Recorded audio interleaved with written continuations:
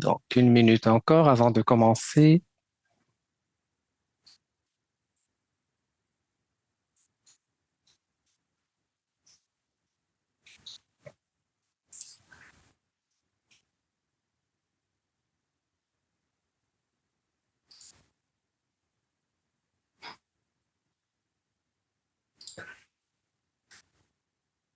Je vais dire quelque chose que peut-être je répéterai plus tard.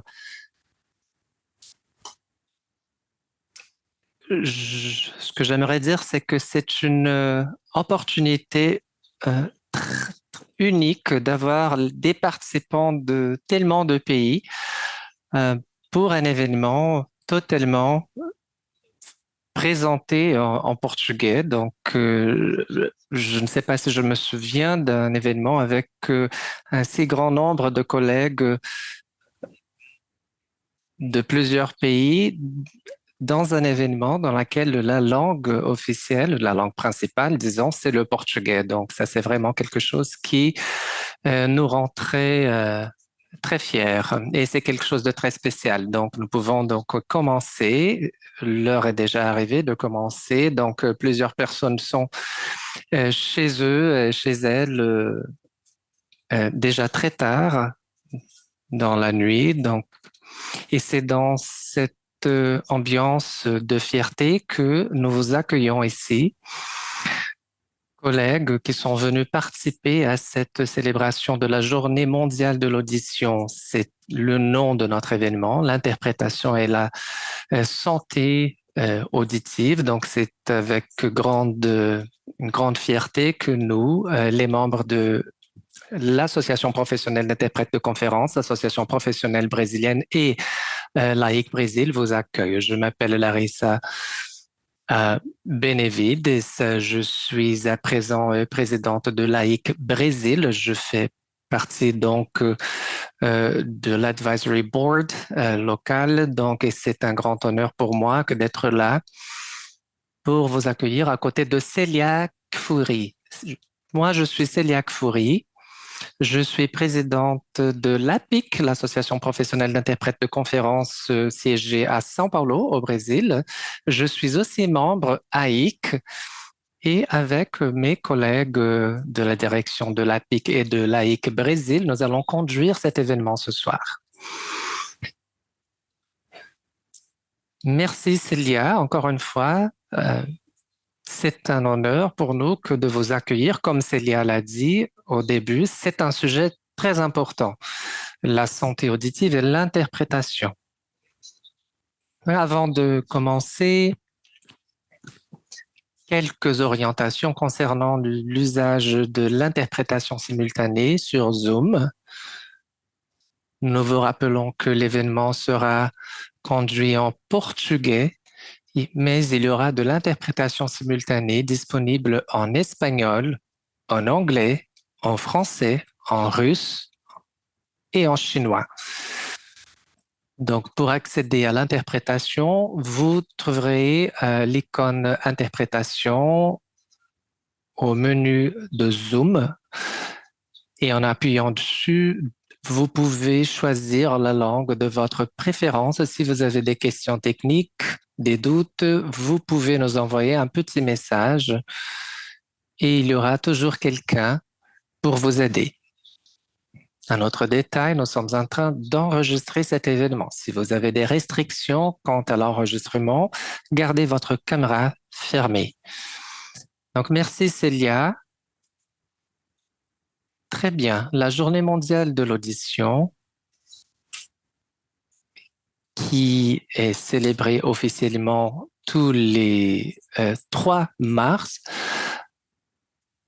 Donc, cette journée est célébrée depuis 2010 lorsque l'Organisation mondiale de la santé a décidé d'établir cette date comme une date pour sensibiliser les personnes en matière de santé auditive. Et cette journée, c'est vraiment une journée de sensibilisation de la société par rapport à l'importance aussi de la perte auditive.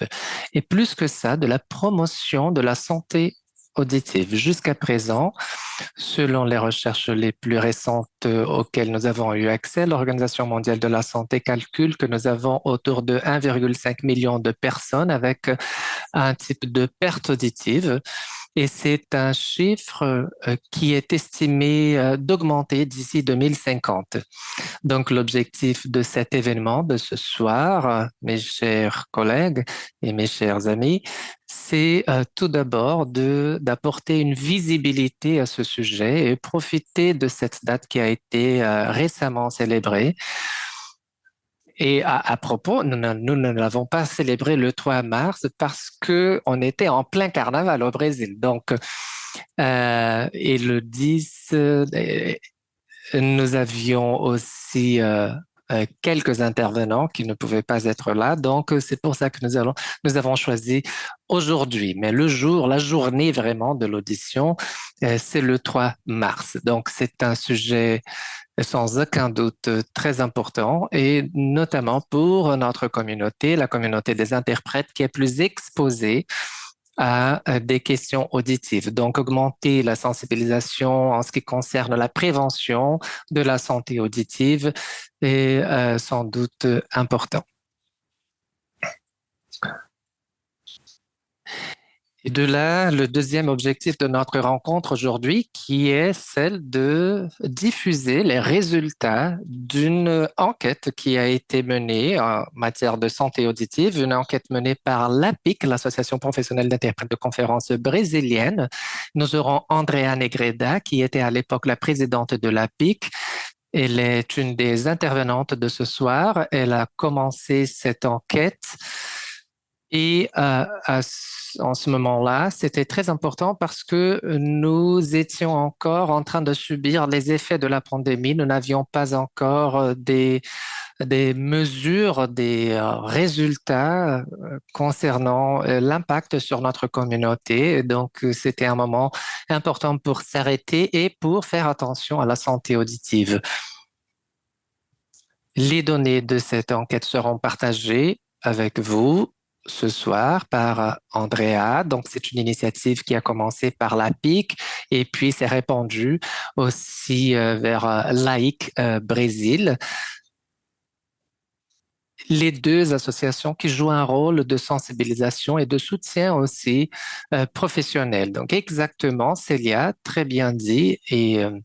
Et c'est à partir de ces efforts menés par les associations et l'importance du rôle de ces associations, c'est en pensant à cela que nous avons invité aujourd'hui notre collègue Liangju Liao, qui fait partie du Science Hub Health Workstream de l'AIC. Il va nous faire quelques considérations initiales. Il va nous parler un petit peu de ce travail, le travail qui est mené par l'équipe du Science Hub de l'AIC centrale. Et jusqu'après son intervention, nous allons avoir la présentation de Natalia Tadei, une chère collègue ici du Brésil, qui est membre aussi du Health Workstream de l'AIC. Elle va nous parler de la physiologie de l'audition que parfois nous ignorons. Mais connaître cette physiologie, c'est une des parties les plus importantes de la démarche de prise de conscience en matière de santé auditive. Ensuite, Andrea Negreda, dont nous venons de parler, elle va nous parler de l'initiative audition de l'interprète, les résultats préliminaires. Et pour clore les activités de ce soir, nous aurons Laila Peña qui va nous parler de la perte auditive et de la possibilité de continuer à interpréter de façon réussie. Donc oui, c'est exactement ça. Merci beaucoup aux intervenantes et aux intervenants. Merci. Sans doute aussi, j'aimerais remercier l'équipe d'interprètes, l'équipe d'interprètes qui rend possible l'organisation d'un tel événement multilingue international. Merci pour partager avec nous votre temps, votre talent pour rendre possible cet événement. Et vous étiez la base pour que tout se fasse comme on le fait. Maintenant, nous remercions à la direction de la PIC, au bureau AIC Brésil. Et nous espérons que cette activité soit vraiment une activité de sensibilisation pour toutes et tous. Donc, je pense que nous pouvons passer la parole à Liangju Liao. Merci beaucoup, Liangju, pour être là avec nous, en sachant que vous êtes en Australie maintenant.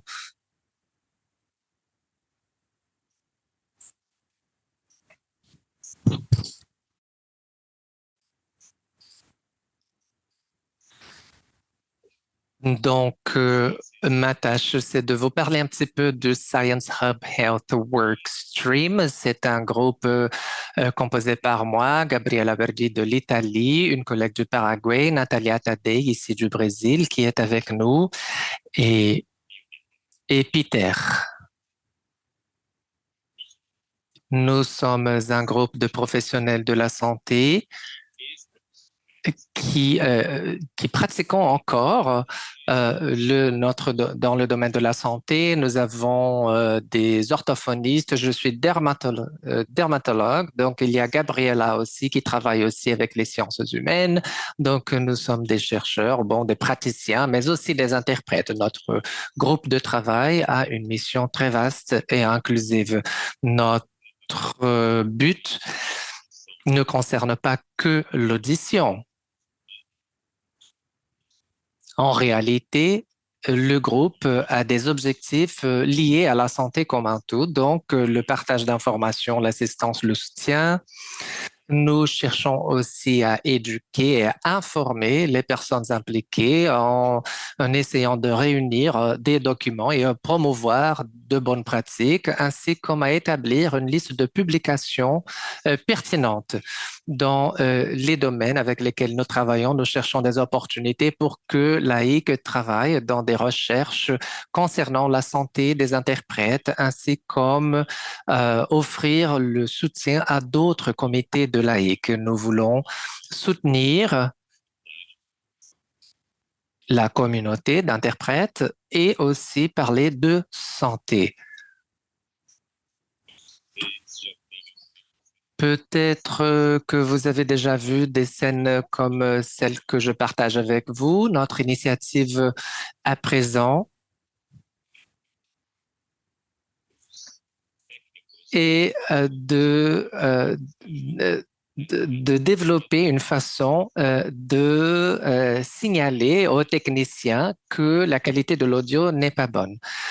Donc, je m'excuse de vous interrompre, mais si vous pouviez parler plus fort, nos interprètes ont du mal à vous entendre. Oui, bien sûr.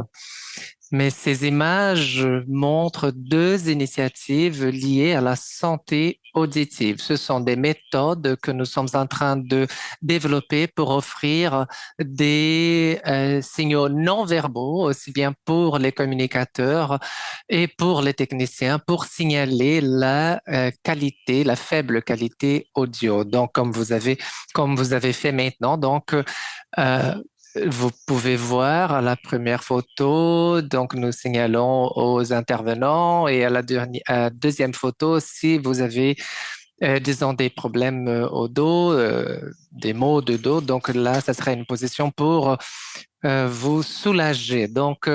Mais plus sérieusement maintenant, nous avons mené quelques séances matinales de yoga. Donc, vous voyez à droite aussi Natalia qui... euh, qui est en train d'agir en tant que prof de yoga et aussi en faisant une activité physique pendant l'Assemblée de Lima au Pérou. Notre but aujourd'hui, c'est de sensibiliser par rapport à la santé auditive, non seulement en ce qui concerne le choc acoustique, mais aussi parce que nous avons besoin de connaître ce que nous pouvons faire pour préserver notre santé auditive. Donc, il est important de savoir ce que nous pouvons faire pour avoir une santé auditive pleine. Donc, nous produisons maintenant un podcast qui parlera de l'importance des tests auditifs et quelles composantes nous pouvons identifier à partir de ces examens. Il est très important de travailler avec ces projets novateurs comme celui développé par la PIC qui sera présenté. Donc, j'aimerais finir par cette diapo. C'est une réflexion qui a été partagée par un de nos membres. En ce qui concerne la santé auditive, ça a été publié récemment par l'AIC. Merci beaucoup.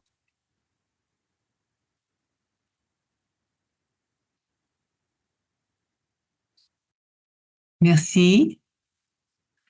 Merci beaucoup, Lianjou, de vos paroles. Vous développez un travail véritablement fantastique, admirable. Nous voyons le nombre de personnes impliquées pour le faire et nous insistons de ce fait sur le besoin d'avoir des volontaires. Il nous faut du monde. Et maintenant, il faut que nous faisons notre part. Je te remercie de ta participation. J'espère que tu pourras rester avec nous jusqu'à la fin de l'événement, mais si tu ne peux pas le faire, on te remercie beaucoup de ta participation. Et j'invite maintenant Andrea Negreda, la deuxième intervenante de cette soirée, interprète de conférence, membre AIC, membre APIC, présidente de l'APIC entre 2019 et 2021. Bienvenue, Andrea. Bonsoir, bonsoir à tout le monde. Mais est-ce que je pourrais demander à Natalia de prendre la parole avant moi parce qu'elle va aborder la question de la physiologie. Donc, je pense que ce serait plus logique comme séquence d'intervention. Oui, tout à fait. Je vais donc présenter Natalia, notre chère Nati. Merci beaucoup, Natalia, d'être là parmi nous ce soir. Natalia est interprète de conférence, membre AIC, membre APIC. Elle est orthophoniste diplômée par l'Université fédérale de Rio de Janeiro et formatrice d'interprètes. Donc, bienvenue Natalia. Merci, merci Larissa, merci à tous. C'est un plaisir et vraiment une émotion d'être là parmi vous. Un événement qui est conduit entièrement en portugais, c'est vraiment quelque chose d'émouvant. Je remercie donc l'AIC et l'APIC de l'invitation à participer. Je vais partager maintenant mon écran, ma présentation avec vous. Comme l'a dit Larissa et comme l'a dit Andrea aussi, je vais faire une présentation très simple, très élémentaire sur la physiologie et l'anatomie de l'audition. Donc, comment entendons-nous? Quel est le chemin parcouru par le son jusqu'au cerveau? Donc, je vais vous présenter un petit résumé de ce que vous voyez sur cette image. Je vais la décomposer pour vous. Lorsque nous pensons à l'audition, la première chose qui nous vient à l'esprit est l'oreille. Et lorsque l'on pense à l'oreille, ce qui nous vient à l'esprit est la partie visible de l'oreille. Mais nous avons trois parties. L'oreille externe, l'oreille moyenne et l'oreille interne.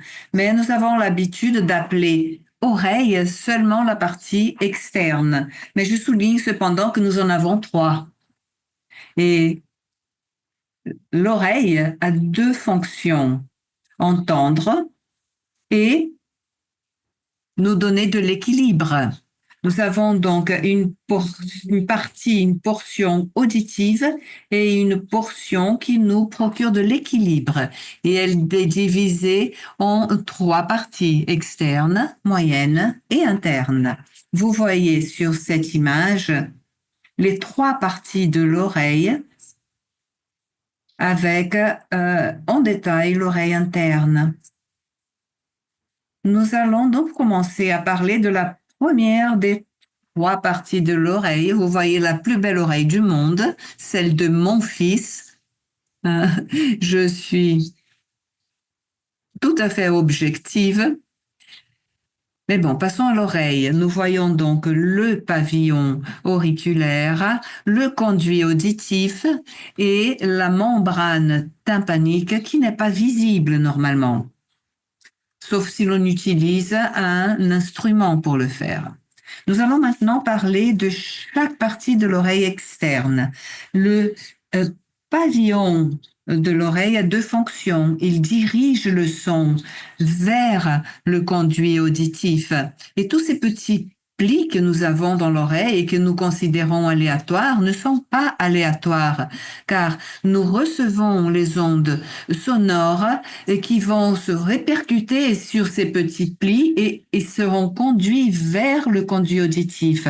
Et ceci aide à localiser, à situer la source sonore. Nous avons aussi le conduit auditif, qui est très important. Le conduit auditif est le chemin parcouru par le son jusqu'à la membrane tympanique. Il a une fonction de protection. Donc, il se trouve à l'intérieur de l'oreille et il a une partie cartilagineuse et une partie osseuse. Je ne l'ai pas dit au début, mais je vais le dire maintenant. Ce que j'essaye de faire toujours, en fait, je pense qu'il nous faut connaître quels sont nos outils de travail pour pouvoir en prendre soin.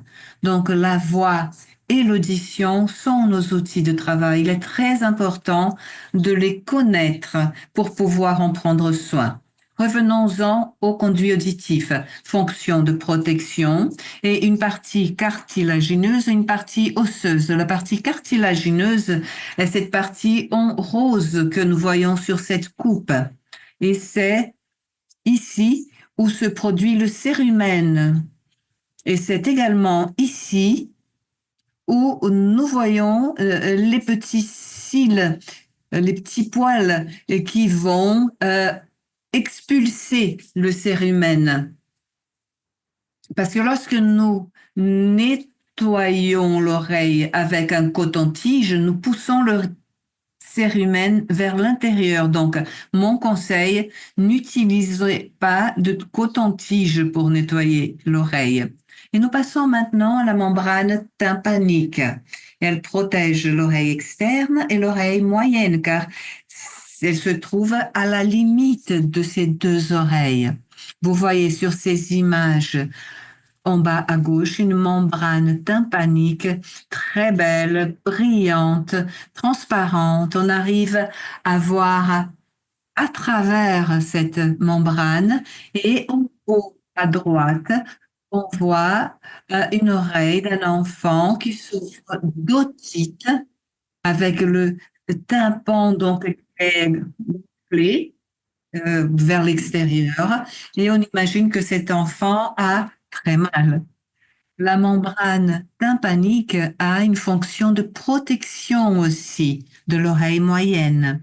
Et la membrane tympanique a également l'importante fonction de transformer les ondes sonores en énergie mécanique. Je parlerai davantage plus tard. Et elle amplifie cette énergie mécanique vers la chaîne d'osselets de l'oreille. Donc, nous allons essayer de comprendre pourquoi cette énergie est transformée et pourquoi est-elle amplifiée. Revenons-en à la première image.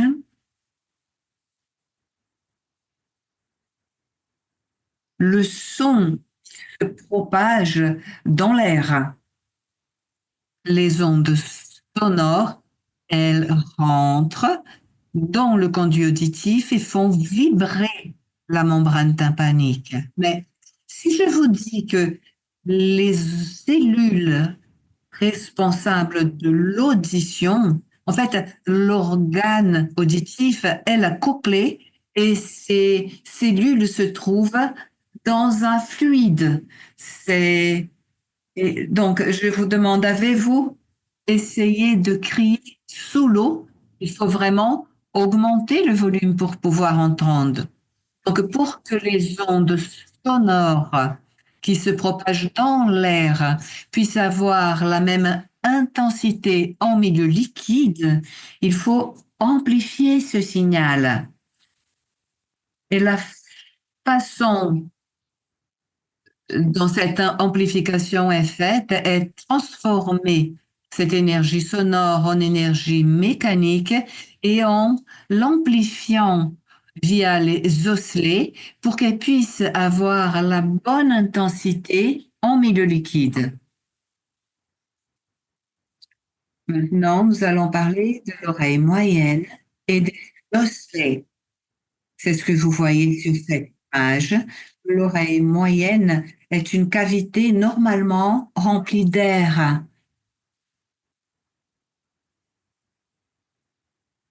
Et donc, elle n'est pas pareille à la partie extérieure de l'oreille externe.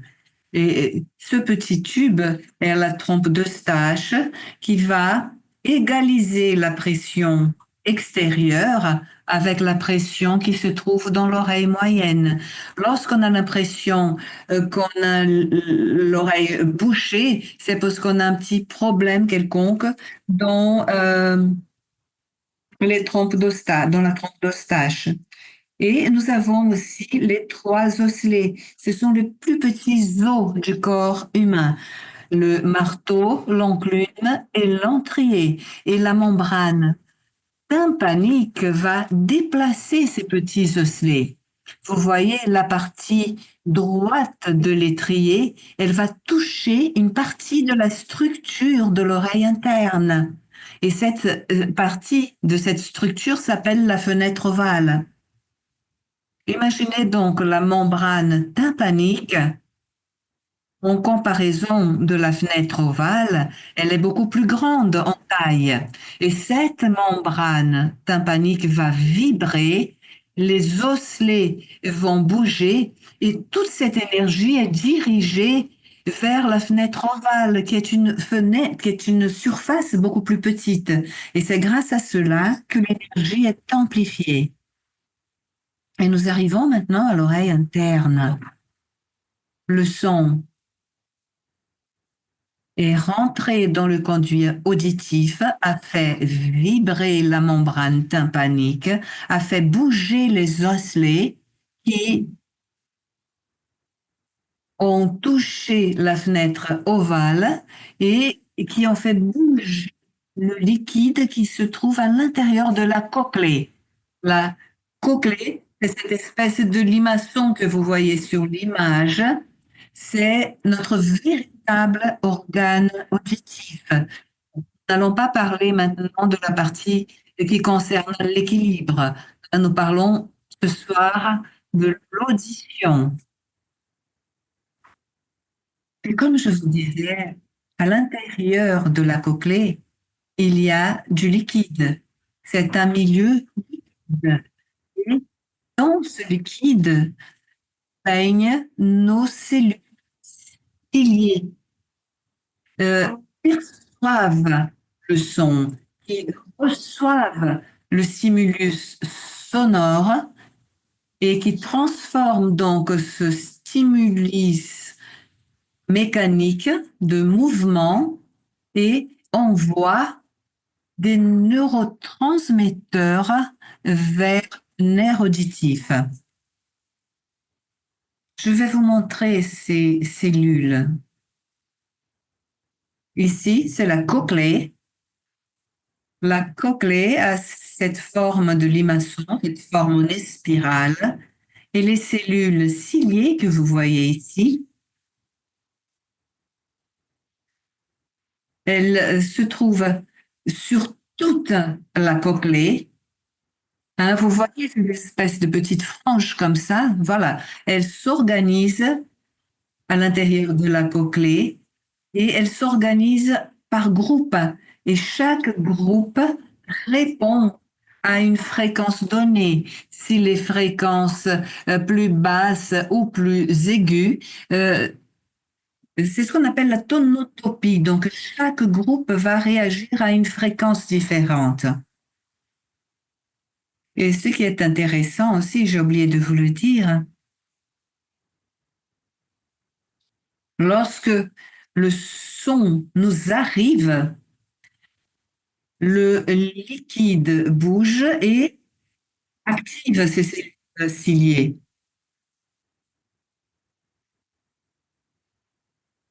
Donc, comment nous exposons-nous au son aujourd'hui? Je ne sais pas, si nous pensons à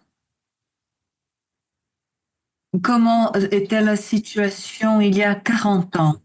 À 40 ans, on n'était pas du tout exposé à la même quantité de son aujourd'hui.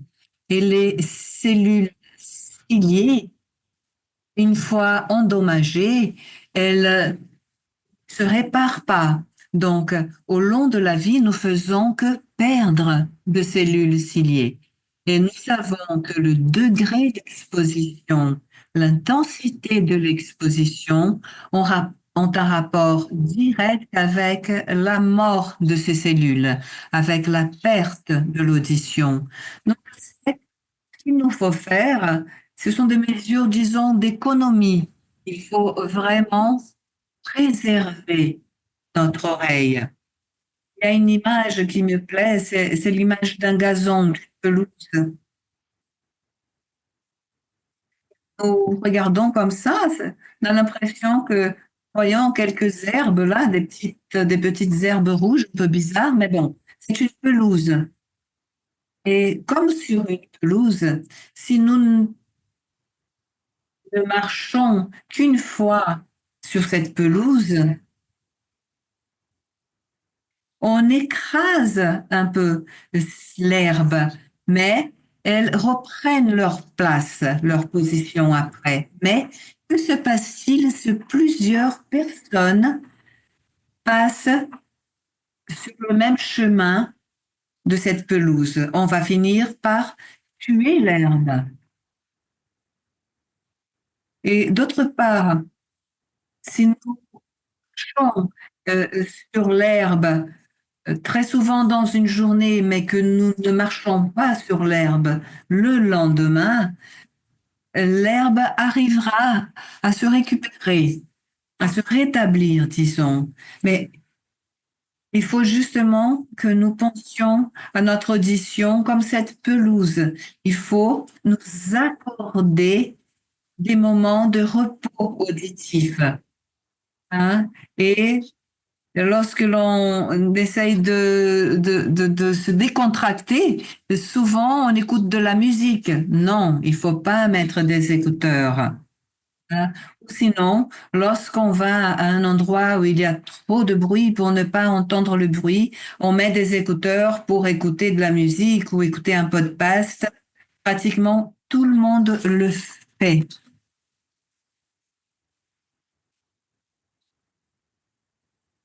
Oui, et nous le faisons souvent. Et c'est le message que je voulais vous transmettre. Préserver notre outil de travail.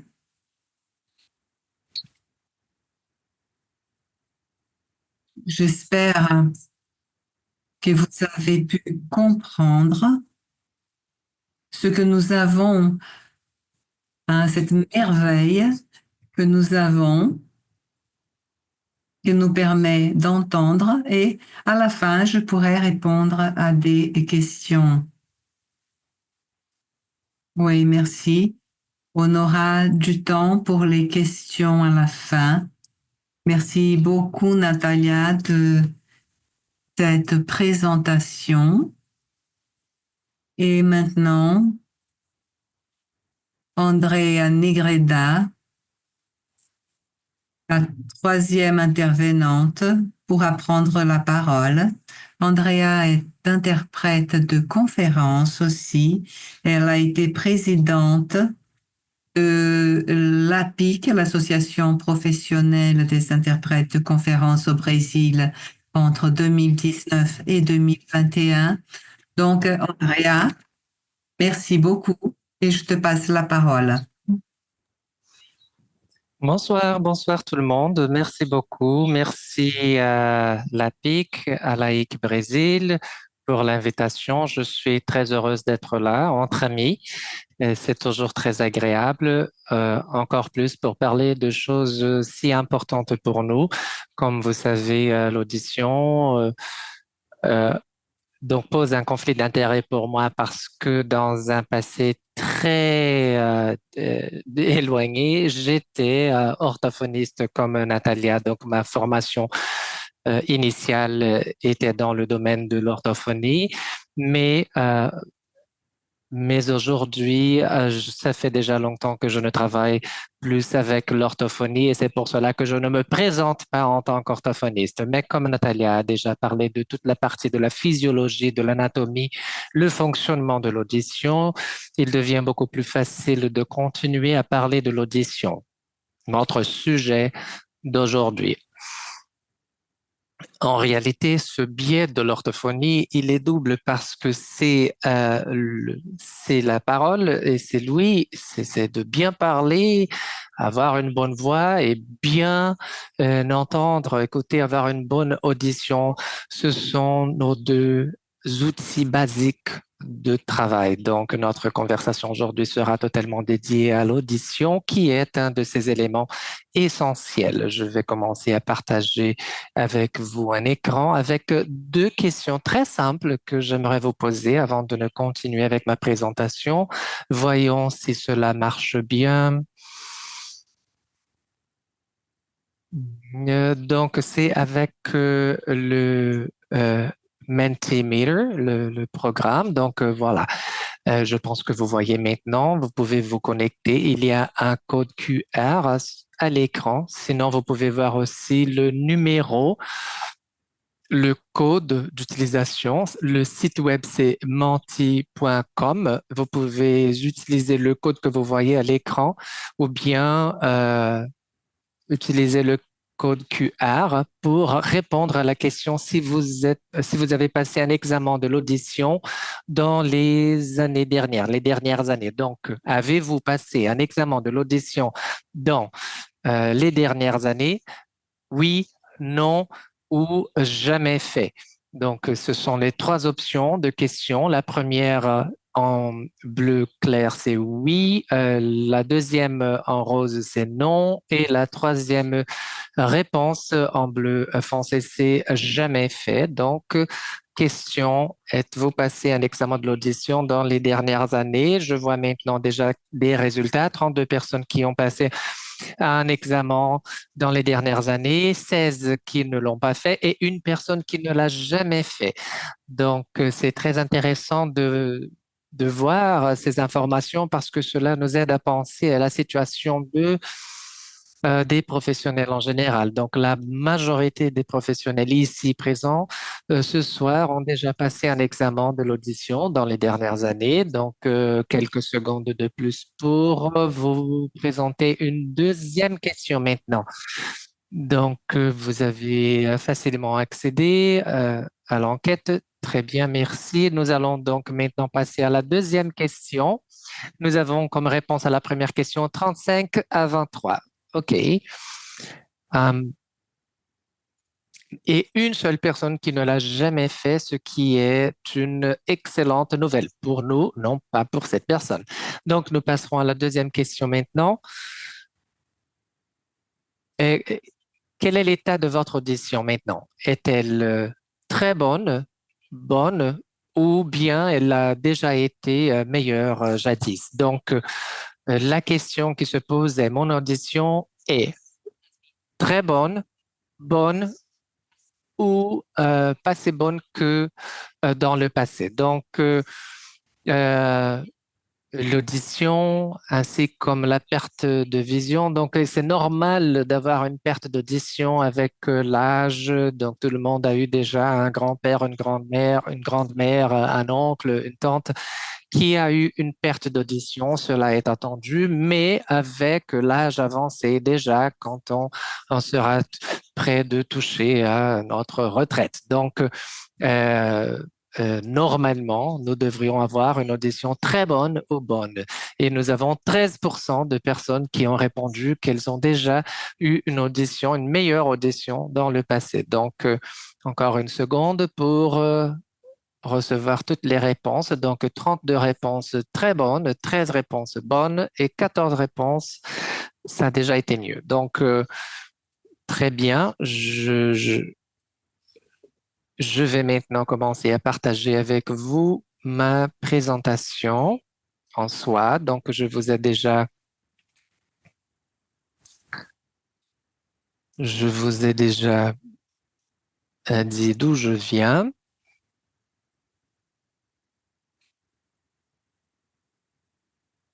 Très bien. Voyez-vous la diapo en mode présentation? Parfait.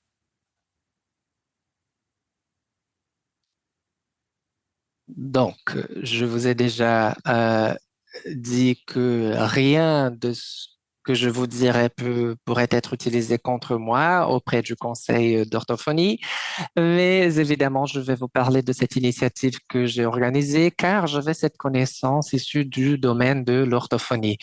Donc, nous avons commencé à penser à ce projet qui a impliqué l'Association professionnelle d'interprètes de conférences brésilienne, siégée à São Paulo, la PIC, autour de 2020. Nous étions en train de nous réinventer, nous étions pris de surprise par la pandémie, nous avons abandonné nos cabines et nous avons dû commencer à comprendre comment vivre avec le télétravail. Donc, tout le monde s'est adapté, donc, mais c'était une nouvelle réalité qui, disons, engendrait une charge différente donc sur notre audition. Donc, et en ce moment-là, je me suis posé la question pourquoi ne pas, disons, rejoindre certains clients du domaine de l'orthophonie et certains collègues pour mieux connaître l'audition des interprètes et savoir comment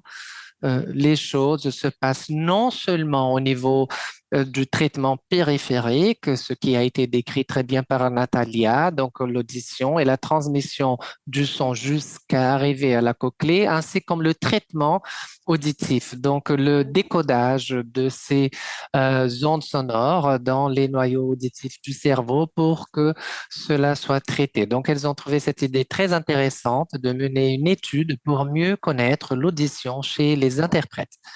Je vais vous raconter un petit peu comment ce projet a vu le jour. Donc, nous avons commencé à mieux travailler sur le projet en 2021-2022.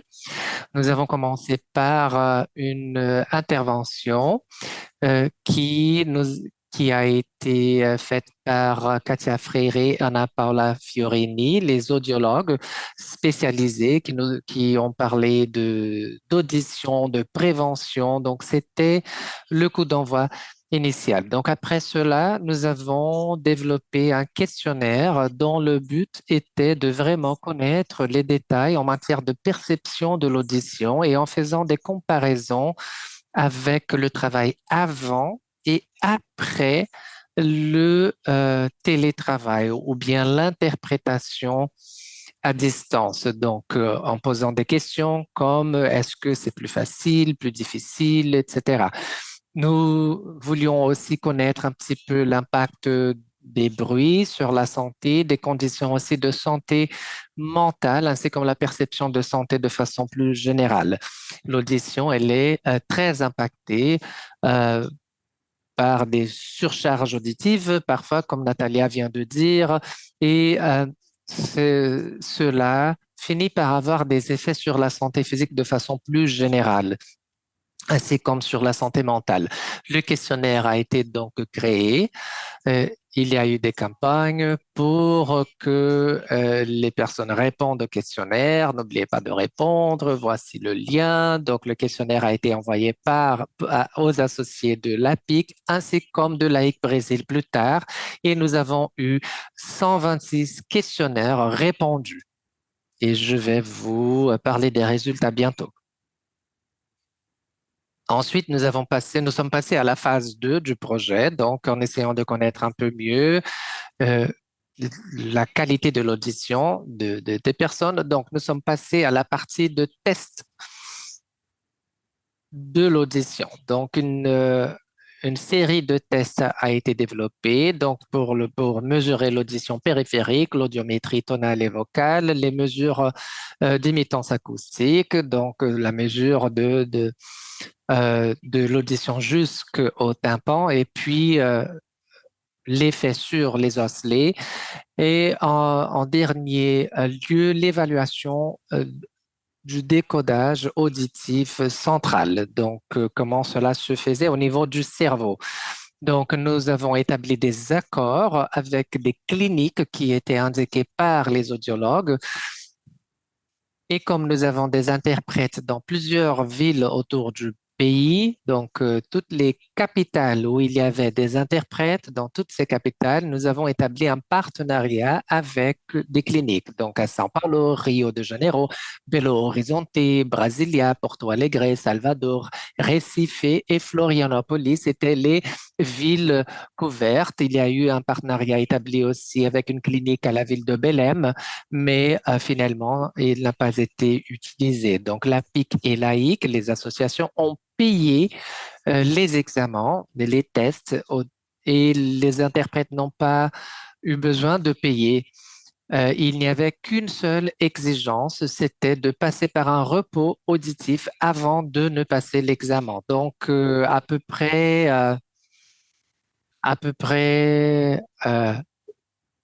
une demi-journée de repos auditif. Si vous aviez travaillé le matin, il ne fallait pas passer l'examen auditif l'après-midi de la même journée pour qu'il n'y ait pas d'impact sur les résultats. Donc, nous avons eu des retours d'expérience très positifs. Les examens ont été faits par des personnes très qualifiées qui ont évidemment passé les résultats à chacun des individus. Les associations n'ont pas eu accès aux résultats des examens, évidemment, car il s'agit de données confidentielles, mais cela a même rendu possible à certaines personnes de continuer leur démarche d'examen et d'autres procédures qui ont été faites. Donc, quelques résultats préliminaires à partir des examens et les résultats que nous avons obtenus. Donc, quelques variables que nous connaissions déjà. Donc, la distribution par tranche d'âge, nous savons que la plupart des personnes étaient âgées entre 40 et 60 ans. La plupart étaient des femmes. Les principales langues de travail étaient anglais, portugais, espagnol.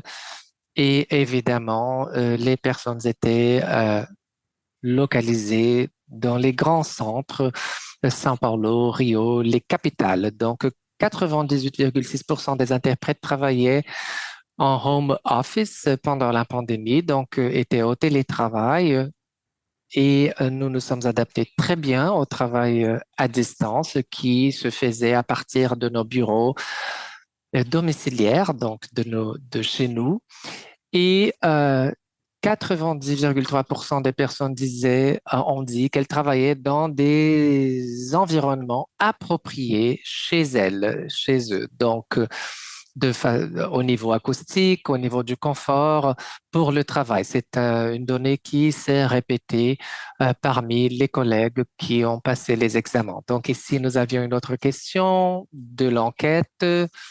Avez-vous déjà ressenti un symptôme parmi ceux qui sont listés ci-dessous?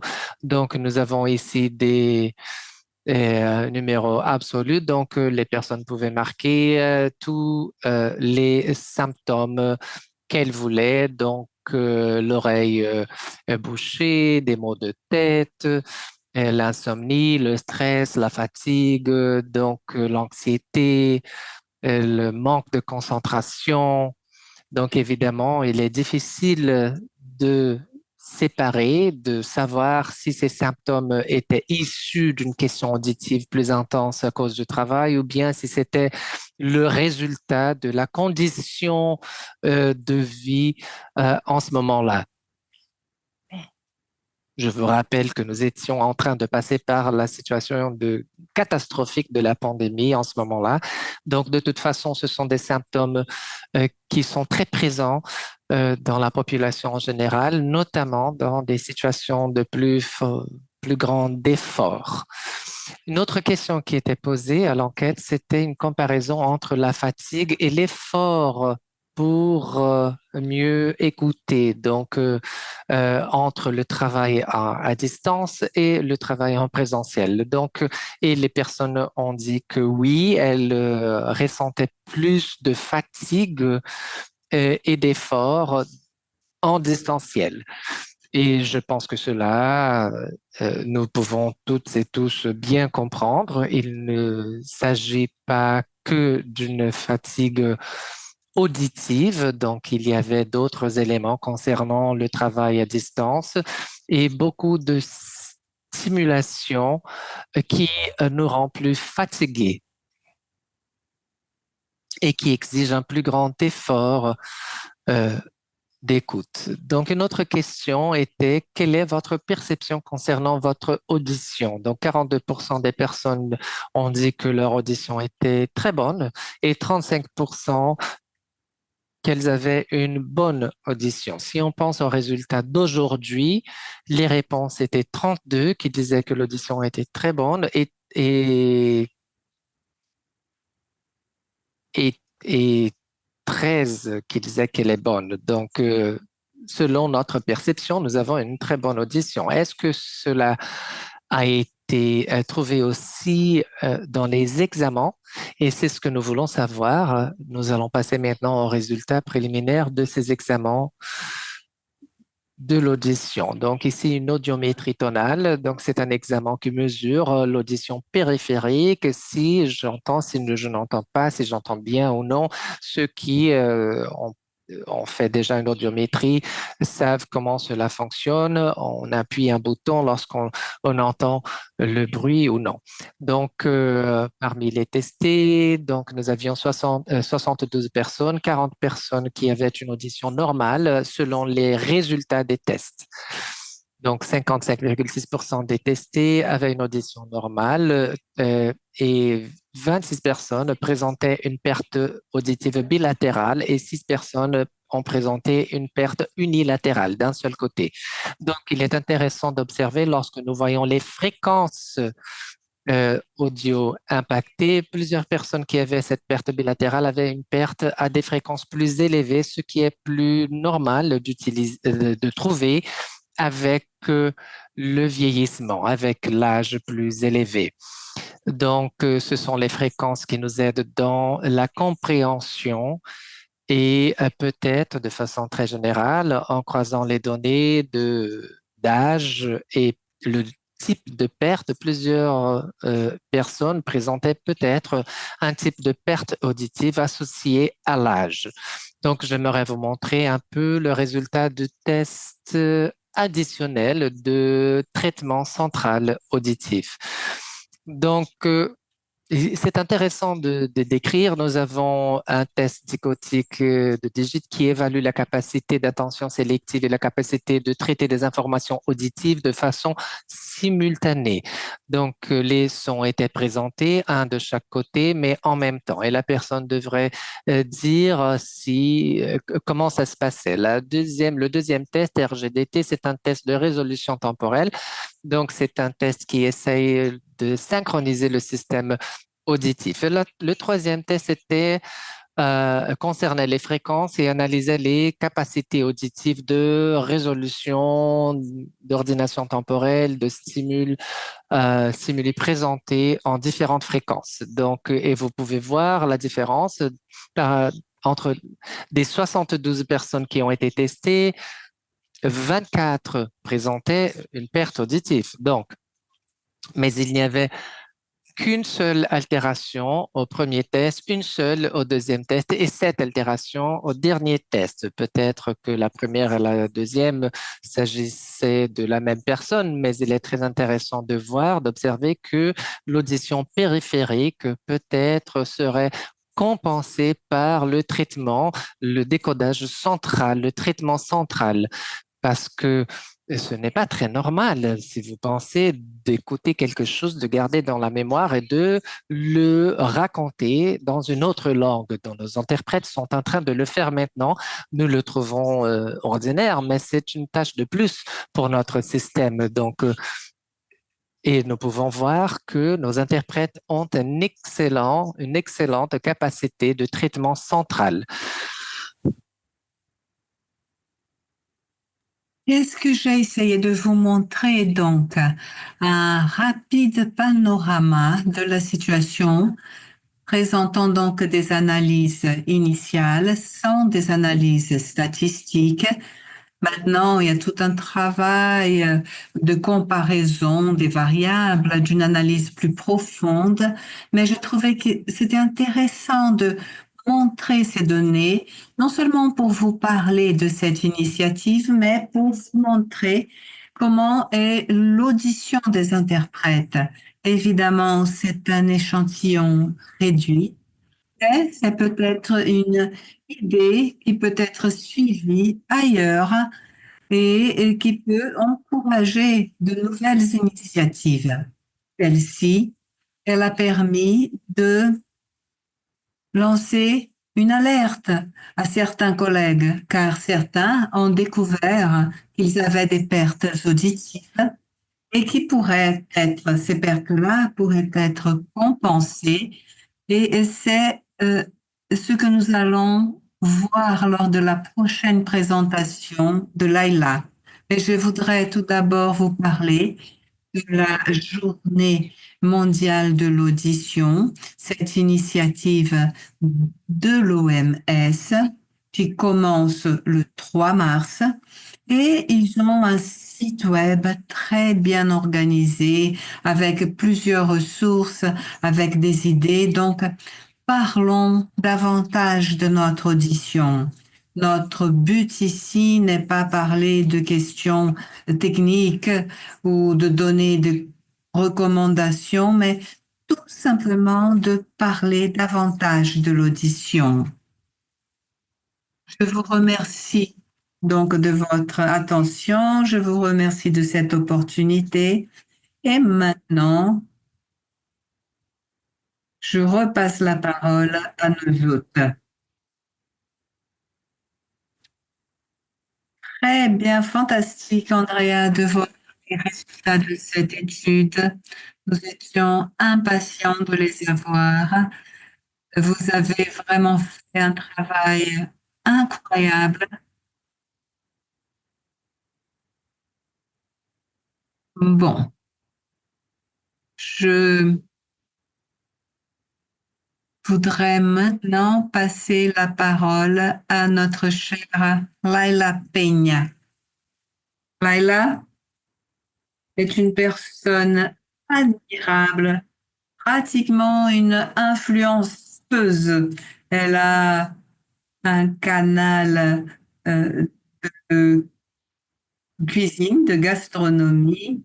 Elle est une interprète chevronnée, formatrice d'interprètes, membre APIC, membre AIC. Donc, Laila, tu es la bienvenue.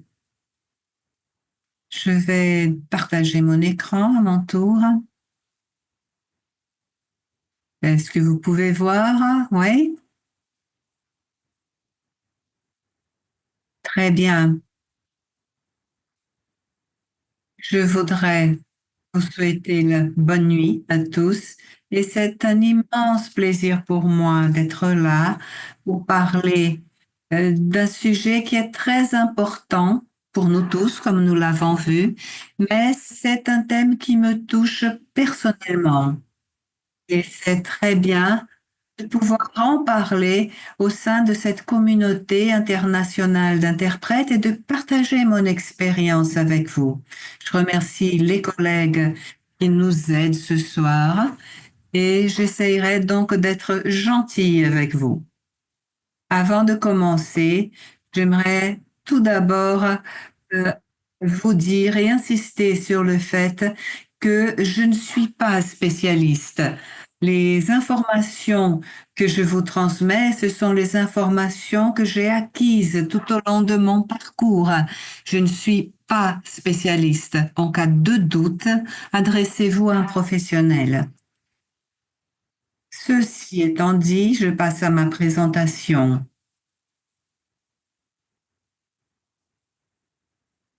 Lorsqu'on pense à une pratique d'audition saine, donc comment éviter la perte auditive? Et pourquoi est-ce que ceci représente un vrai challenge pour nous, interprètes? Lorsque nous pensons aux bonnes pratiques recommandées, il y en a plusieurs. La première est une règle que l'on appelle 60-60, à savoir, lorsque l'on porte des écouteurs, il faut toujours essayer de maintenir le volume en dessous de 60% dans une période qui ne dépasse pas 60 minutes d'affilée.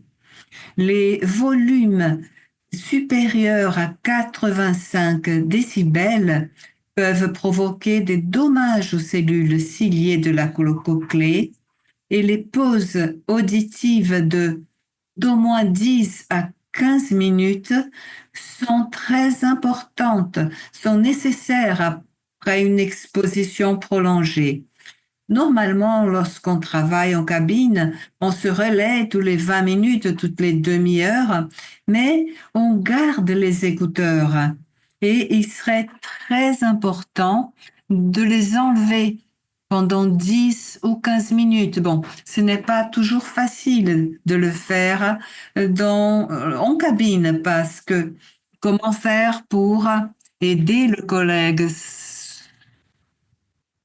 de le soutenir, peut-être en essayant d'écouter le son ambiant, tout simplement, parce que cette pause auditive est importante. Et comme Natalia l'a dit, après un effort auditif, ce serait bien d'avoir une pause ou un repos de 24 heures. Bon, ce qui n'est pas toujours possible pour nous. Et la réalité de notre protection rend ces pratiques pratiquement impossibles. La première règle, 60-60. Tout va dépendre du bruit ambiant. Est-ce qu'il y a de l'écho ou pas? Est-ce que la qualité du son que l'on reçoit est bonne ou pas? Parce que si la qualité n'est pas bonne, on tend à augmenter le volume. Et ceci aussi bien pour les réunions en présentiel que pour les réunions à distance.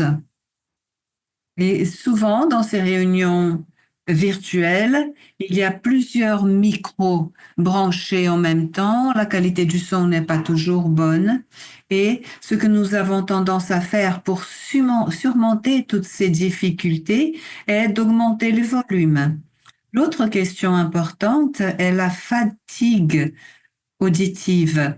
Au fur et à mesure où notre audition se fatigue, on perd l'acuité de la perception auditive et on tend, encore une fois, à augmenter le volume. Et finalement, l'utilisation des écouteurs. Donc, même si on a une bonne qualité de son, enfin, c'est normalement, mais ce n'est pas toujours le cas. Parfois, on est obligé de porter des écouteurs, dont certains peuvent faire mal à l'oreille. Et dans l'interprétation simultanée, il existe une théorie qui doit être approfondie encore, mais qui s'appelle le masquage auditif. Et il découle de la pratique même de l'interprétation simultanée, car on parle et on écoute simultanément. et le son de notre propre voix, il va être perçu par nous par voie externe, mais aussi par voie interne. Et le son de notre propre voix peut interférer dans l'audition et dans la perception de l'audio. Et lorsque cela se produit,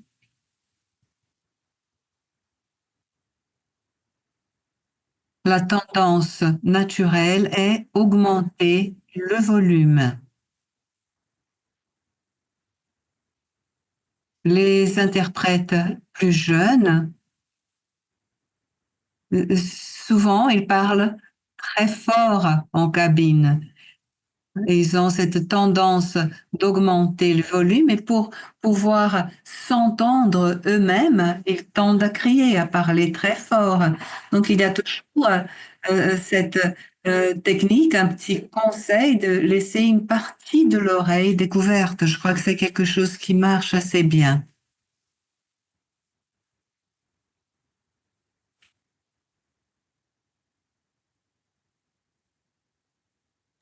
Donc, la réalité, c'est que depuis 30 ans, je suis interprète et cet effort a commencé à engendrer des pertes. Donc, je suis allé au médecin et il m'a dit qu'il y avait une perte compatible avec l'usage des casques. Donc, ce n'était pas une perte très significative, mais elle était déjà mesurable lorsque la pandémie s'est installée. J'ai eu un client qui a eu un besoin absurde d'interprétation. Et pendant 3 années d'affilée, j'ai travaillé 5 jours par semaine, tous les jours, plusieurs heures par jour.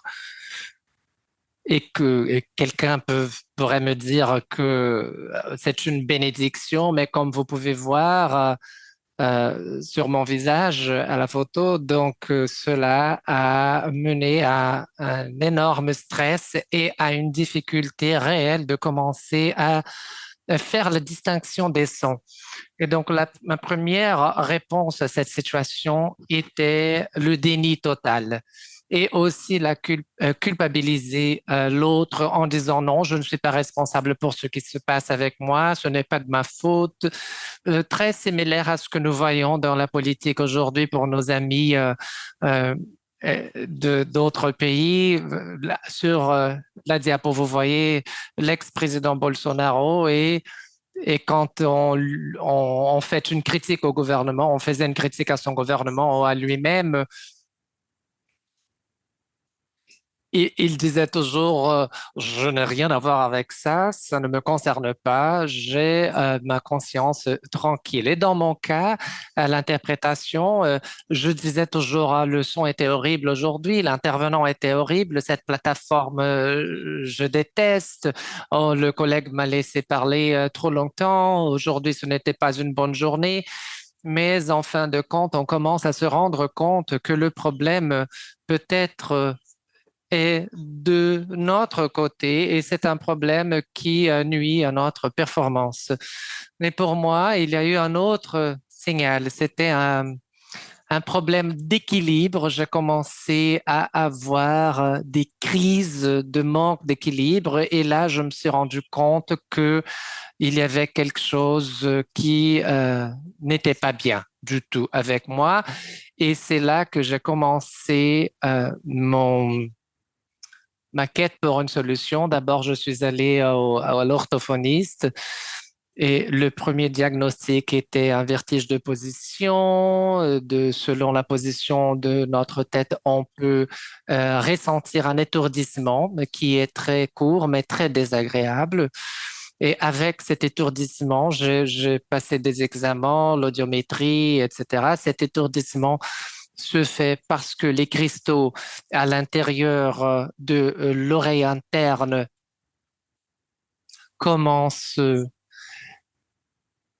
à sortir de leur bonne place, ce qui engendre cet étourdissement et ce qui pourrait être relié aussi au stress. Je fais une audiométrie qui a eu un résultat très mauvais et qui me montrait une perte auditive très significative. Et le médecin pensait qu'il s'agissait même d'une chose très grave. Et heureusement, ce n'était pas plus grave, c'était tout simplement une perte auditive et elle m'a demandé de consulter un orthophoniste. Donc, la deuxième partie de cette trajectoire maintenant, après le déni, il y a une question de préjugé, un préjugé envers nous-mêmes. Je me suis sentie vieille et il y avait une émission à la télé au Brésil où il y avait une petite vieille qui était sourde et il y avait des blagues qui étaient faites basées sur sa mauvaise perception des mots. Parce que ça ne veut pas dire que on est sourd du jour au lendemain. Non, mais on commence à avoir du mal à distinguer les mots. Et donc, après, je me suis dit, bon, pourquoi ce préjugé? Car une aide, un appareil auditif, c'est comme des lunettes, hein? Et tout le monde porte des lunettes. Personne ne dit quoi que ce soit. Ce n'est pas bizarre. Les ophtalmologues portent des lunettes.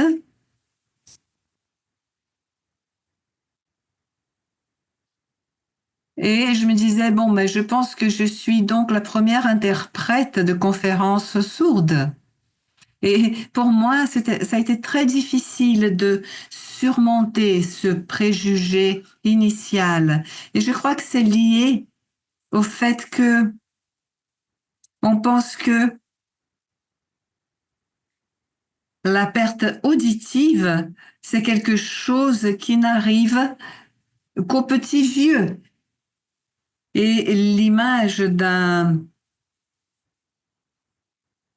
ophtalmologue, c'est ce qu'on voit ici sur cette image, hein, un très beau médecin qui n'a aucun problème. Mais je pense que la meilleure façon de combattre le préjugé, c'est l'information. Donc, j'ai consulté une orthophoniste qui était excellente, qui m'a tout expliqué, qui m'a parlé des cellules ciliées, de l'hyperacousie, de plein d'autres choses que je vais rapidement partager avec vous. Mais ces cellules ciliées, elles ont cette fonction non seulement de capturer, de capter le son, mais également de protéger l'oreille. Bon, évidemment, elles ont donc cette capacité de protection, mais petit à petit, ces cellules ciliées sont endommagées de façon irréversible. Et ce dommage aux cellules ciliées provoque l'hyperacousie, qui est une hypersensibilité au son. Je me souviens, il y a 2 ans environ, on était dans une soirée d'un collègue interprète dans un très bel endroit en plein air, très agréable. Et il y aurait un spectacle. Et avant le spectacle, ils ont testé le son et il y a eu cette explosion de micros. Et mon mari, qui était à côté de moi, a dit, mais on voit tout de suite qui sont les interprètes dans cette soirée, car tous les interprètes, sans exception, ont porté les mains à l'oreille et ont fait une tête qui traduisait leur souffrance.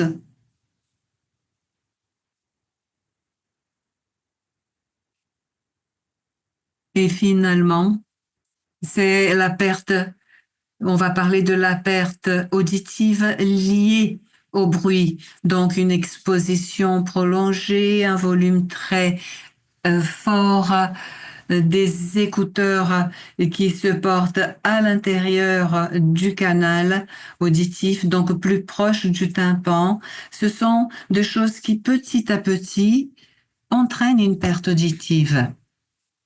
Donc, l'étape suivante de mon parcours, bon, j'ai une perte auditive.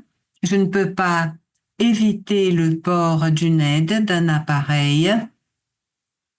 Donc, j'ai testé plusieurs appareils.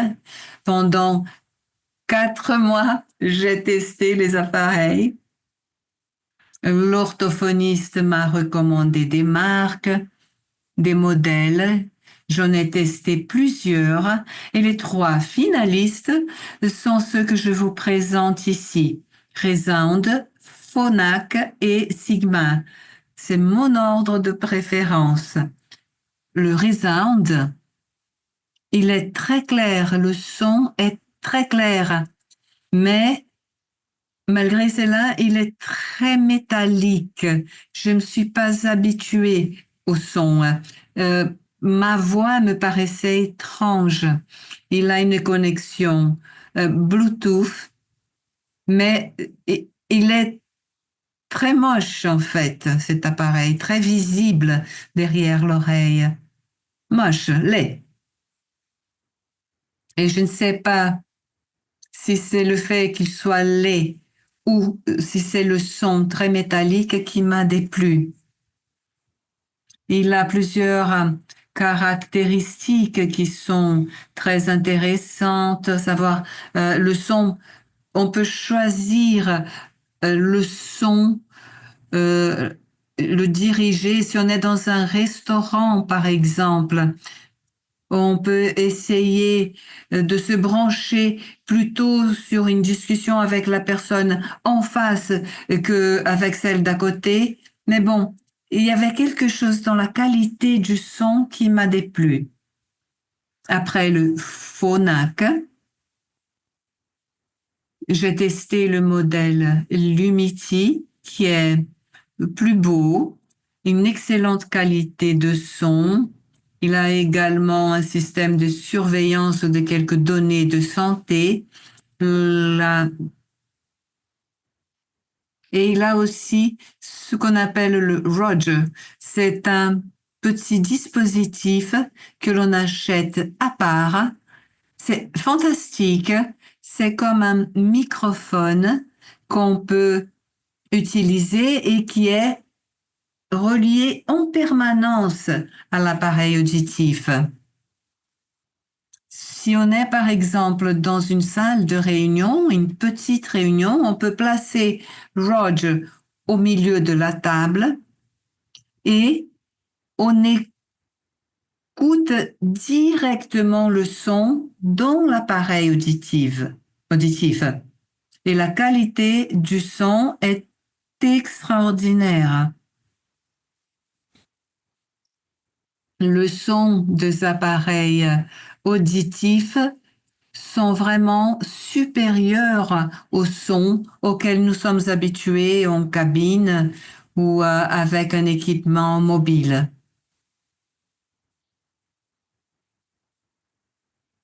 Mais c'est pas donné. Hein. Les appareils, les bonnes qualités, ils coûtent entre 20 et 30 000 réals et le petit Roger, à lui tout seul, il coûte 10 000 réals. Et finalement, l'appareil que j'ai choisi est celui-ci, Signia, le modèle Stiletto. Il est petit et ce petit boîtier est ce que je préfère car il permet de charger l'appareil même lorsqu'il n'est pas branché dans la prise. Donc, on peut l'emporter avec soi. C'est comme un petit boîtier d'un iPhone, par exemple. Mais la raison pour laquelle j'ai choisi le Signia, c'est qu'il permet de nous connecter avec d'autres dispositifs, un micro par exemple. Et cette connexion se fait via une espèce de connectivité d'une aide auditive qui se trouve aussi bien dans le téléphone, dans un iPhone, que dans les portables Android. Donc, par exemple, aujourd'hui, quand je suis sur l'ordinateur, par exemple, ma connexion avec mon collègue, je la fais sur mon iPhone ou sur mon iPad, mais je reçois directement le son dans mon appareil. Donc, ça ne m'oblige pas à avoir deux dispositifs. Je n'ai pas besoin de ça. Et ces écouteurs ont une caractéristique très intéressante. Ils protègent l'audition et ils permettent de réduire les bruits désagréables. L'autre jour, je travaillais avec Andrea. Elle me disait, mais j'entends du bruit de fond, un humming.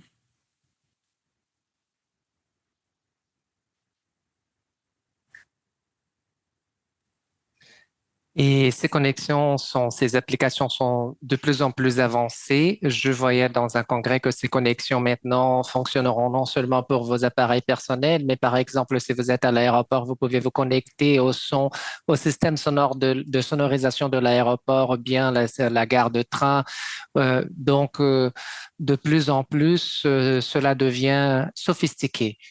Mais la réalité, c'est qu'il s'agit d'une journée difficile parfois, mais il y a toujours une issue. Donc, et mieux entendre, c'est mieux vivre. Donc, dans les interactions sociales, c'est un soulagement aussi en matière d'efforts auditifs. Et je pense qu'aujourd'hui, mon travail, il est, il va mieux, mais il me donne plus de plaisir aussi parce que il y avait quand même une souffrance lorsque j'étais limité au niveau de l'audition.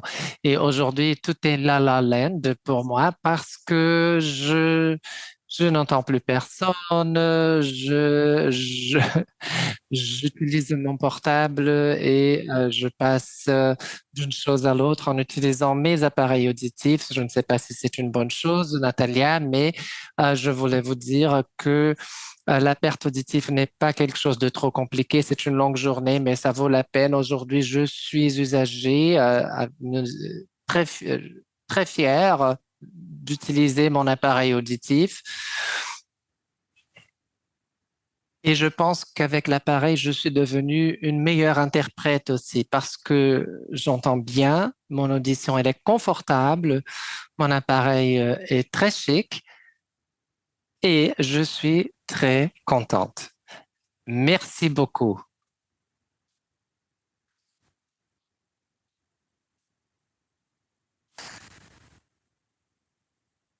Merveilleux, merveilleux, Laila. Merci beaucoup.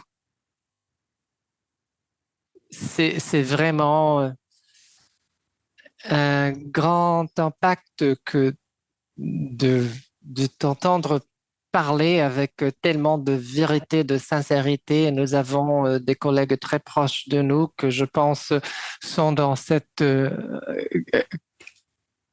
qui sont passés par cette phase, par cette découverte, d'avoir besoin d'un appareil auditif et peut-être que ce sera quelque chose de plus en plus naturel, disons, et peut-être que des besoins qui n'étaient pas très fréquents deviendront de plus en plus ordinaires.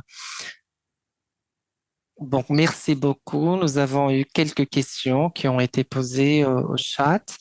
Donc, nous allons essayer de répondre sur quelques-unes de ces questions selon le temps disponible. Une première question a été posée par une collègue d'Algérie.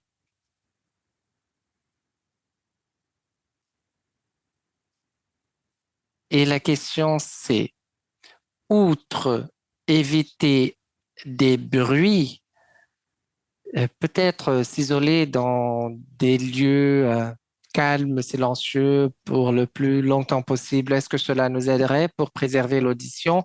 Je ne sais pas si une de nos invités pourrait répondre à cette question. Je peux répondre à cette question. Merci, Natalia. Oui. Je ne sais pas si le plus longtemps possible parce que on peut tomber dans l'isolement social, mais évidemment, le temps le plus long possible, ça serait important. C'est un peu ce que Laila disait, la règle du 60-60. Et si vous avez euh, fait des efforts auditifs, il faudra vous reposer.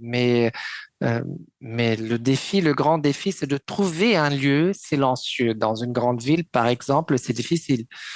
Merci, merci Natalia. Nous avons une autre question. Ensuite, je vais lire la deuxième. Mais avant de cela, j'aimerais vous dire à toutes et à tous de rester à l'aise pour lever votre main si vous avez des questions à poser. Et si vous ne parlez pas portugais, il suffit de nous avertir pour que les interprètes se préparent à traduire.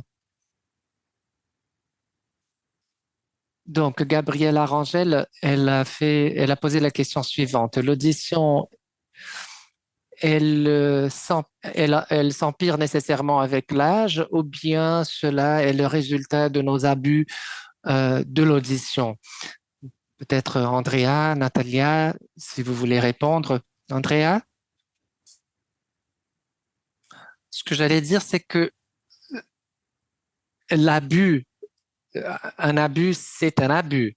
Donc, tout le monde sait quel est l'effet du tabagisme, quel est l'effet de la diète, par exemple, alimentaire. Donc, évidemment, des abus ont toujours un impact. C'est normal d'avoir une perte auditive, ainsi comme c'est normal aussi d'avoir une perte de l'acuité visuel, mais cela dépend évidemment de la génétique, de la caractéristique de la ville, le style de vie. Tout le monde connaît quelqu'un qui est déjà très âgé et qui n'a pas besoin d'appareil auditif. Donc la génétique, elle est toujours très importante, mais éviter des abus joue toujours un rôle important. L'histoire, c'est que on fait toujours le mieux possible et on va voir le résultat. Voilà. Oui, merci. Donc, Daniel Ehrlich, il pose une autre question. Quelle est l'incidence d'altération dans le traitement auditif central dans la population en général? Quelle serait l'incidence? Avez-vous cette donnée? Non, nous n'avons pas cette donnée. Donc, évidemment, cette donnée existe, mais nous n'avons pas cette information. Il y a une autre question aussi, une question plutôt technique que je pense euh, qu'il serait très intéressant de répondre. Je vais essayer de chercher cette réponse pour la partager plus tard.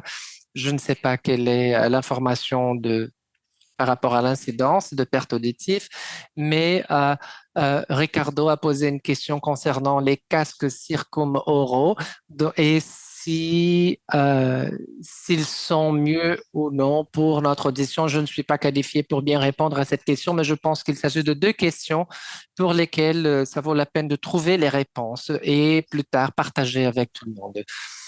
Oui, parfait. Merci beaucoup. Merci, Andrea.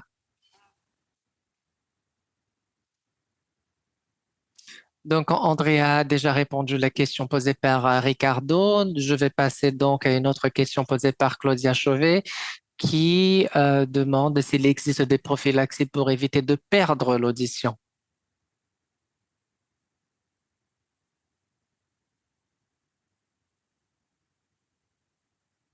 Je pense que la prévention, une vie en prenant soin de l'audition et en étant conscient de l'impact des activités. Donc, il n'y a pas de prophylaxie, je dirais. Êtes-vous d'accord, Natalia? Oui, je suis d'accord. Ce sont les informations que nous avons déjà passées, donc non, ça ne marche pas de manger quoi que ce soit, de prendre de la curcuma. Donc évidemment, vous pouvez en prendre.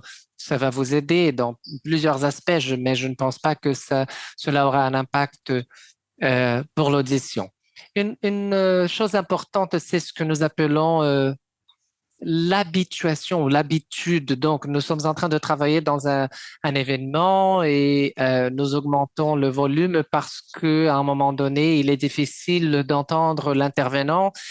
Il est important de se rappeler de réduire le volume plus tard, travailler toujours au volume le plus faible possible parce que sinon le cerveau s'habitue au volume très élevé. Une autre chose très importante, c'est qu'il existe une différence, je le vois très souvent en distanciel, c'est la différence entre l'intensité du son et la quantité d'informations apportées par cette intensité.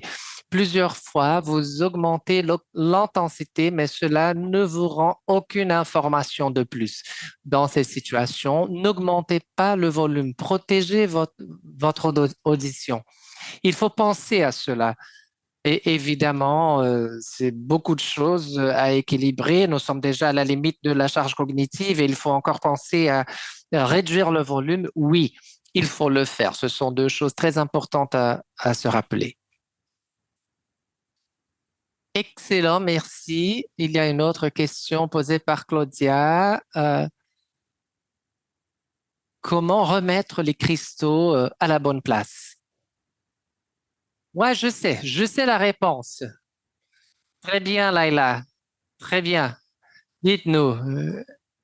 Les cristaux sont à l'intérieur des anneaux à l'oreille interne. Ça, basiquement, c'est incroyable. Je l'ai appris par expérience. Il y a une manœuvre. Il y en a plusieurs, mais j'ai employé une.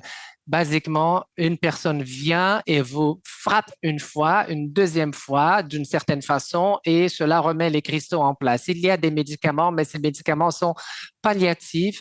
Ils ne guérissent pas. La seule chose qui fonctionne, c'est cette manœuvre. Basiquement, vous vous allongez dans une certaine position et puis une personne vient pour tourner votre tête d'un côté à l'autre et les cristaux reviennent à la bonne place. Parfois, ça ne marche pas la première fois, il faut le répéter. Donc, peut-être pour ceux qui sont en train de passer par une crise de labyrinthite, donc c'est fantastique, mais pour ceux qui sont à l'extérieur, ça a l'air d'une torture. On ne sait jamais quel sera le résultat, mais c'est bon de savoir que ça marche. Donc, je vois ici que la collègue Fernanda Villela-Nunes a levé sa main. Fernanda, tu as la parole.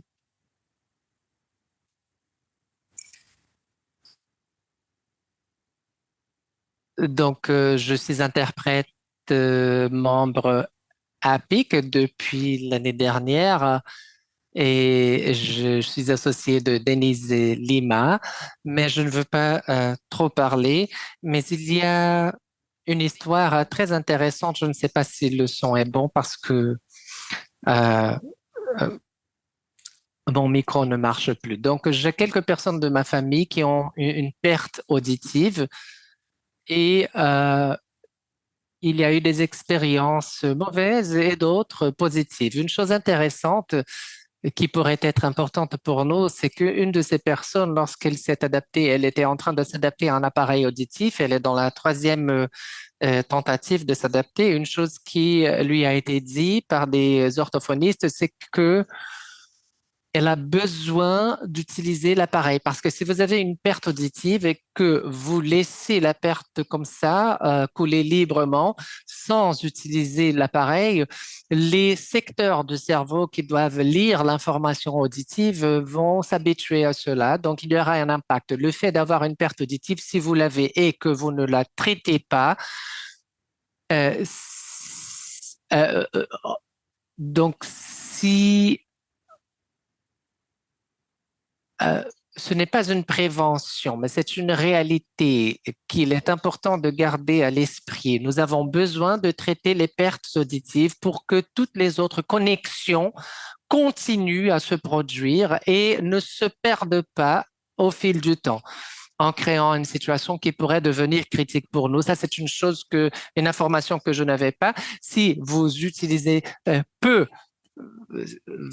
pas suffisamment votre appareil, les synapses liées à l'audition se perdront aussi. Et j'étais très choquée par cette information et c'est pour ça que j'ai pensé à la partager avec vous, de ne pas résister à la perte auditive, mesurer, passer le test, l'examen auditif, l'audiométrie et commencer à le traiter maintenant pour que cela ne devienne pas une chose progressive.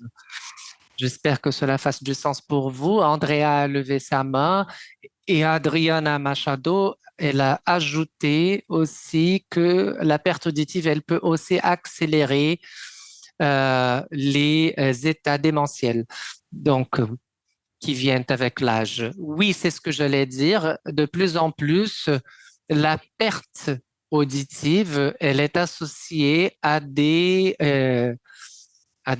une dégénération cognitive, l'Alzheimer par exemple, il n'y a pas de stimulation sociale, il n'y a pas de stimulation auditive et cela renforce euh, la dégénération cognitive. Donc c'est et voilà que cette joie que Laila nous a montrée vient avec l'usage de l'appareil auditif. Oui, cette injection de joie de Laila a été fondamentale. C'est quelque chose qui nous rend très joyeux. Je vois que euh, nous avons déjà dépassé le temps de cette séance. Nous avons beaucoup de questions, ce qui me fait penser que nous aurons besoin d'une autre rencontre.